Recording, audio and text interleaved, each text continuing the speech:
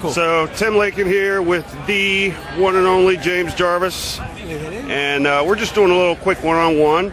And James is talking to us about Vapor Station, maxed by Jerry, and really what's happening today, and that's the big vape meet that's going on. So, James, why don't you tell us a little bit about the history behind Vapor Station? How did Vapor Station start?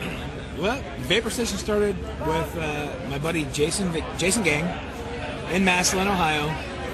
He opened up the first store, would have been 3.5 years ago up there, and Jason started Westside Vapor, and I helped him get that whole thing off the ground. Okay. And then after about 1.5 years, he opened up the shop up there, and then he kind of pushed me to open a store down in Columbus, which at that point in time, we were the third store in Columbus, okay, behind Buckeye Vapor, and then Alt Smoke, and then us on South High Street. Okay. After that, we opened up 3 more stores in the next 3 years. Vapor Station as a whole opened up another 9 in Columbus, plus 4 more outside of Columbus. So starting from a little Cigalite, 7 years ago, yep, to evolving into stores, and then evolving into our own line of liquids and our own manufacturing facility. We've grown from beginning to end, and we actually laid the groundwork here in Columbus for what is here now, because right now I can tell you we are ahead of the game of California, which is always ahead of everybody else. Right. We're ahead of California, we're ahead of New York, because this is, we started this so far long ago. Right. And because it was local, people grabbed to it. We kept the prices really, really reasonable, so everybody could afford to buy something. Yep. And our whole thing was we want people to be able to afford to get healthy and not die at a young age. So that's kind of where we started. My grandmother died from lung cancer when I was 16. Yeah. Jason had some family issues. He smoked for 15 years, and then he actually stopped smoking because of an e-cig unit that his mom bought him for Christmas. Okay. So that's how this whole thing came about 7 years ago. Now, did you used to be a smoker? I was a cigar smoker. Okay. I would never smoke cigarettes because my grandmother. All right. And that touched me in a really, really bad way when I was 16. Okay. So, okay. It's an emotional thing for me. Right. Now, what about Jerry? Was she a smoker? She has never been a smoker. Her family was, and same story, kind of similar? Well, due to that, but she also was born with one lung. Oh, wow. So okay. It's kind of a whole thing with her where, we both had the same goal, is to get everybody off with that stuff. So. Right. Well, it's a great goal and a great accomplishment to put it as an understatement, really. So how many locations do you have now? I personally own 3. As Vapor Station, we have 17 now. Okay. And between Ohio and Akron. Okay. We have a couple offshoots that we distribute to. Okay. Probably gonna have another 5 more by the end of this year. And those 17, I mean, are those ones that you have ownership of, or say so in, or is it just part of the Vapor Station franchise? Just my 3 are owned outright by Jerry now. I gotcha. And then the other ones are owned by Jason. Okay. Or friends of the family. I gotcha. So we went into this whole thing as to build a brand together. Okay. And it was just friends or relatives of Jason's great. family. Great. Okay. So, cool. And that way we can kind of control it and make sure that we all hold everybody accountable for the same direction. Sure. Same product selection. Sure. Same core values for service and customer appreciation. Right.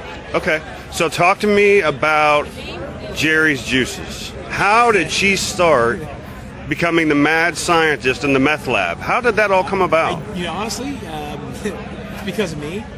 We were sitting at the house one day talking about the cartomizers from Westside Vapor. And she said, "Hey, I want to make juices," and I told her she couldn't. Jason challenged her, and and then about 8 months later, she started making liquor. And that's basically how it started. She did about 6 months of research online of how to mix and the dangers of nicotine, dangers of what she was doing. And she took 1 shot of 100 milligram nicotine straight to the eye. Oh wow! It was just a freak accident. Yeah. But she learned from that point. So now, when we make liquids, everybody has protection on, eye goggles, gloves. Sure. We do mixing on stainless steel countertops. Okay. We installed what they call MFE board, which is moisture barrier that you would find in restaurants. So it's a wipe down, not absorbent surface. Okay. Our floors are all non-stick. in the laboratory. Okay. So I mean, we basically run it like a lab. So the lab is actually its own separate facility. It's actually in the back room in Gehenna. We took 2 rooms, combined them into one, Gotcha. and stripped them all down and rebuilt them. Oh, So okay. It's, Okay. in a sense, it's a clean room. If you had to register it with the government, I would say it's probably an ISO 8 right now. And I figure probably in the next 5 years you're going to have an ISO 6. Yep. Lower the number, the better it's going to be. Right. Right. So I'm going to give us a grade of an ISO 8. Right. I know she wants to actually get graded by the government. I'm not ready for that yet, but we're Yeah. working toward that. Well, I remember when I first started coming to Vapor Station, my very first experience is when you guys were still on Granville Street. And it used to be assholes and elbows in there. Everybody was really, really close, bumping up against each other. It was really, really tight quarters. And now that you're in this new location, the one thing I've noticed among all the other changes is there's a lot more product line. There seems to be a lot more juices, a lot more of everything. And it seems like there's more selection. And is that due to the success of the Vapor Station and her juice line? And how have you been able to kind of grow the business steadily? So with me, when we first had that store on Granville Street, we had the horizontal, what I would call coffee cases. Yeah. That were, waist high or below. Yep. And one thing I noticed, even though the stores were small, we gauged customers really well. But when you looked at it, our people were hiding behind those counters. So when we moved to the new store, I wanted everything to go vertical up against the wall. Right. Because I knew we were going to get wider and larger. Yep. And I didn't want to lose that customer interaction. Right. So I challenged my staff to greet every customer. And I said, hey, we're going to put this stuff vertical, and you have to go greet them. Right. 'Cause I'm not going to have you all hiding behind a building or Yep. a fortress. Yep. Yep. Yep. And then it was that, but it was word of mouth because of the service that we provide. The liquids are really good quality. We have probably the largest selection of mods and equipment in the city. Okay. I love our competitors. All Smoke, Top Notch. I love those guys. Right. And right. They make us better every day by the selection that they carry. Yeah. And we're really good friends with Jamie and Sarah and the guys from Evolved, Alec and AJ. And Yep. we all work together for the same common goal. So Right. it was just me kind of taking a step back and reevaluating. Hey, if I'm a brand new vapor, how do I want to be treated? And so we set our rooms up as our cases: beginner, intermediate, hobbyist, enthusiast, as you would say. Okay. And then we carry all the liquid lines. We carry 17 different lines now, 2 of which we make. I was able to strike up a really good deal with our friends at Cyber Liquids out of California, to where I'm the distributor for 3 states here locally. Wow. So, and they actually have invested in us, and they want to produce Maxed by Jerry. Oh, cool. And then we're also looking at making a new line. They gave us this real nice taster bar, which you should probably take a picture of from the front. Yeah. Yeah, I will. They paid $6,000 for this bar and 2 podiums, and gave it to me because of the business I've grown them That's really in the awesome. last 6 months, 8 Okay. months. Okay. They were supposed to be here today, but they got snowed in Denver. During all this time frame, we became friends with my buddy Matt Yep. from the Devious Catch. We actually Yep. got Matt, Jason, more so than I, but Yep. got Matt on the vaping. Matt used to smoke 4 packs of cigarettes a day. Yep. He would take 30 cartons of cigarettes with him at the beginning of the season of Deadliest Catch, and then halfway through the season, he would come back in port and pick up another 30 cases. Wow. So now he went from 4 packs a day to vaping. Totally, he doesn't even smoke anymore. That's in 2 years. Plus, he's now opened 2 stores in Seattle. It's just Wow. us reaching out to Matt online, emailing him like every other day, saying, "Hey, look, we want to support you. We want to help you. We will give you free product. We want to get you off vaping." Right. And the friendship became, and Matt was gracious enough to fly here from Seattle to spend the weekend with our family. I mean, our family's now become close. I went to Matt's place 2 months ago for his second grand opening as a special guest. Right. He came for me.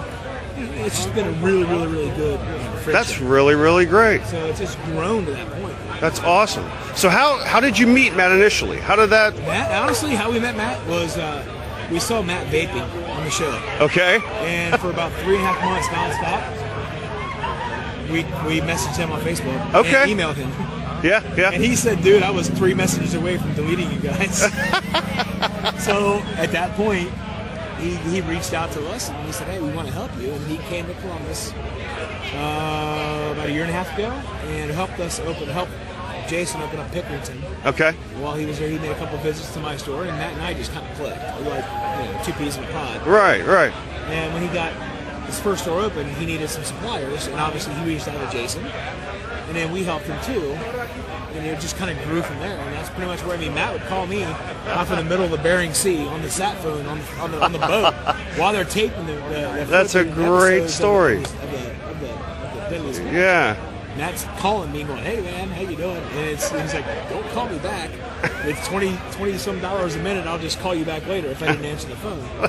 And he is the Matt you see on the show is the Matt that is in real life. That's great. He is like 90 miles an hour. I'm like 80 miles an hour. He's like 90 miles an hour all the time. He wears me out. He doesn't partake in alcohol, and he has a well-documented drug issue in the past. Right. Yep. He's been clean for quite a while. He actually runs almost like I would call it a 12-step program out of his basement, out of his shops. Nice. To make sure that people have a support system to try to get off the shit that he was on for so many years. Right. And when you interview Matt, he'll tell you about that. Sure.